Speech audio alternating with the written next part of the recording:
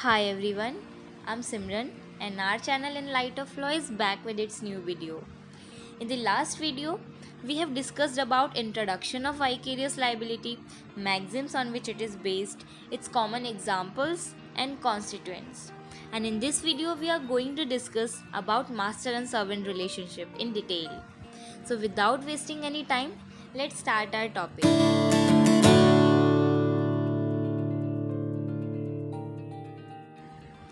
Master and servant relationship.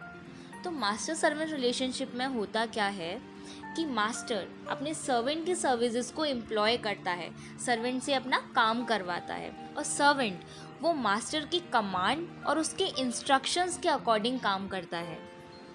अब इन दोनों के बीच में स्पेशल रिलेशन एग्जिस्ट करता है, इसीलिए अगर सर्वेंट कोर्स ऑफ एम्प्लॉयमेंट में कोई टॉर्ट कमिट कर देता है तो उसके लिए मास्टर लायबल होता है।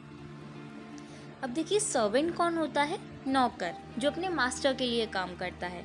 इसलिए लॉ में ये अज्यूम किया जाता है कि मास्टर वो एक्ट खुद ही कर रहा है, और इसलिए अगर सर्वेंट कोई अनलॉफुल एक्ट कमिट कर देता है तो मास्टर उस एक्ट के लिए लायबल होगा। और मास्टर की ये लायबिलिटी प्रूफ करने के लिए दो एसेंशियल्स का फुलफिल होना बहुत ज़रूरी है। फर्स्ट एसेंशियल है that tort should be committed by the servant. Tort सिर्फ सर्वेंट के थ्रू ही कमिट किया जाना चाहिए। और सेकेंड एसेंशियल है that tort should be committed under the course of employment. अगर कोई टॉर्ट कोर्स ऑफ एम्प्लॉयमेंट के बाहर कमिट हो रहा है लेकिन सर्वेंट कर रहा है, तब मास्टर लायबल नहीं हो सकता, क्योंकि सेकेंड एसेंशियल फुलफिल ही नहीं हुआ। Now coming to the definition of servant. So the servant is that person who is employed by someone to work under and on the commands and instruction of master. It means कोई भी ऐसा person जो किसी दूसरे person के through employ किया गया है, उसके इंस्ट्रक्शंस और कमांड्स को फॉलो करते हुए। अब जनरल रूल तो ये कहता है कि मास्टर सिर्फ सर्वेंट के टॉर्ट के लिए ही लायबल होता है, इंडिपेंडेंट कॉन्ट्रैक्टर के टॉर्ट के लिए लायबल नहीं होता। इस चीज़ को हम वीडियो में आगे डिस्कस करेंगे। अब देखते हैं सर्वेंट और इंडिपेंडेंट कॉन्ट्रैक्टर में डिफरेंस क्या होते हैं। तो सर्वेंट और इंडिपेंडेंट कॉन्ट्रैक्टर दोनों ही किसी अदर पर्सन के लिए वर्क करते हैं, और दोनों का ही वर्क वो लोग डिसाइड नहीं करते, बल्कि अदर पर्सन डिसाइड करता है।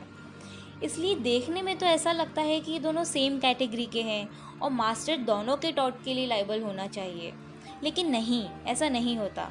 इन दोनों में कुछ डिफरेंस हैं जिनको सेपरेट करते हैं, और इसीलिए मास्टर सिर्फ सर्वेंट के टॉर्ट के लिए लायबल होता है, इंडिपेंडेंट कॉन्ट्रैक्टर के लिए लायबल नहीं होता। ये हम देखते हैं आगे कि कैसे नहीं होता। सर्वेंट के केस में कॉन्ट्रैक्ट ऑफ सर्विस होता है, विच मीन्स कि मास्टर क्या वर्क करना है ये इंस्ट्रक्ट करने के अलावा वर्क कैसे करना है ये भी इंस्ट्रक्ट करता है और कमांड्स देता है। यहाँ पर सर्वेंट की खुद की ऑटोनॉमी नहीं होती है अपनी ड्यूटीज़ को लेकर। चलिए इसका एक केस देखते हैं, जो है national insurance corporation Kanpur versus Yogendra Nath. अब इस केस में क्या होता है कि एक कार ओनर शहर से बाहर जाने से पहले अपने सर्वेंट्स को ये ऑर्डर देता है कि वो उनकी कार की देखभाल करें और अच्छे से उसकी सफाई वगैरह करें। अब ओनर के बाहर जाने के बाद उसका एक सर्वेंट कार को पेट्रोल पंप पे लेके जाता है उसकी ऑयलिंग वगैरह चेक कराने के लिए, और नेग्लिजेंस की वजह से वो दो लड़कों को हिट कर देता है जो साइकिल पर जा रहे होते हैं। सर्वेंट के इस एक्ट की वजह से उन दोनों लड़कों को इंजरी आती है। अब यहाँ क्या होता है कि जो सर्वेंट थे वो कोर्स ऑफ एम्प्लॉयमेंट में रहकर काम कर रहे थे, इसीलिए उनकी नेग्लिजेंस के लिए मास्टर भी लायबल हुआ। And on the other hand independent contractor के केस में क्या होता है? Contract for service. इसका मतलब यहाँ मास्टर सिर्फ यही बता सकता है कि क्या काम करना है। अब वो काम कैसे करना है वो उस इंडिपेंडेंट कॉन्ट्रैक्टर की विल पे डिपेंड करता है। इसको लेकर मास्टर कोई इंस्ट्रक्शंस नहीं दे सकता। जैसे एग्जांपल के लिए देखिए, आप मान लीजिए मैं कोई ड्राइवर रखती हूँ अपना मंथली पेमेंट पे, तो अब वो ड्राइवर मेरा सर्वेंट है, उसको मेरे सारे इंस्ट्रक्शंस फॉलो करने पड़ेंगे कि कहाँ जाना है, कैसे ड्राइव करना है एंड ऑल। जबकि अगर मैं कोई टैक्सी हायर करती हूँ कहीं जाने के लिए तो ये इंडिपेंडेंट कॉन्ट्रैक्टर के केस में आता है। या फिर यहाँ मैं सिर्फ यही बता सकती हूँ कि कहाँ जाना है मुझे उस टैक्सी से, अब कैसे जाना है, कौन सा रूट लेना है, ये मैं इंस्ट्रक्ट नहीं कर सकती। ये टोटली टैक्सी ड्राइवर पे ही डिपेंड करता है। इसका इस केस देख लेते हैं जो है Morgan versus incorporated central council case. इस केस में क्या होता है कि प्लेंटिफ डिफेंडेंट के प्रीमाइसेस के अंदर ओपन लिफ्ट से गिर जाता है। अब यहाँ पर जो लिफ्ट है उसका काम इंडिपेंडेंट कॉन्ट्रैक्टर को दिया गया था, तो इसलिए ये उसी की ड्यूटी थी कि वो लिफ्ट की सेफ्टी का पूरा ध्यान रखे, इसलिए यहाँ पर डिफेंडेंट लायबल नहीं हुआ।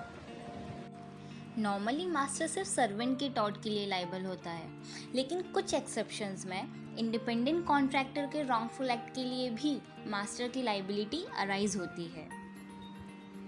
फर्स्ट एक्सेप्शन है if an employer authorizes and ratifies the doing of an illegal act, then along with the independent contractor he is also held liable.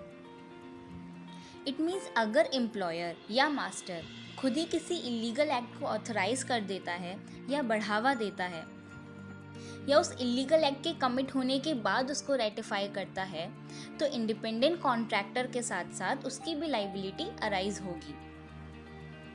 Second है स्ट्रिक्ट लाइबिलिटी के केसेस में। तो strict liability के cases में master भी independent contractor के साथ साथ लाइबल होता है, और ये देखते हैं हम रेलन वर्सेस फ्लेचर के केस में। सो बेसिकली इस केस में हुआ क्या था कि डिफेंडेंट ने एक इंडिपेंडेंट कॉन्ट्रैक्टर को हायर किया अपनी लैंड पर एक वाटर रिजर्वियर बनाने के लिए, जिससे कि वो अपनी मिल में वाटर प्रोवाइड कर सके। बट यहाँ इंडिपेंडेंट कॉन्ट्रैक्टर की नेग्लिजेंस की वजह से पानी शाफ्ट से निकलकर प्लेंटिफ के कोल माइंस में चला जाता है और उसको पूरी तरह डैमेज कर देता है। अब यह डिफेंडेंट की तो कोई गलती नहीं थी, पर फिर भी उसकी इंडिपेंडेंट कॉन्ट्रैक्टर के रॉन्गफुल एक्ट के लिए लाइबिलिटी अराइज हुई। और ऐसा ही होता है एक्स्ट्रा हाजर्डस वर्क के केस में। वहाँ पर भी मास्टर की लाइबिलिटी इंडिपेंडेंट कॉन्ट्रैक्टर के रॉन्गफुल एक्ट के लिए अराइज होती है।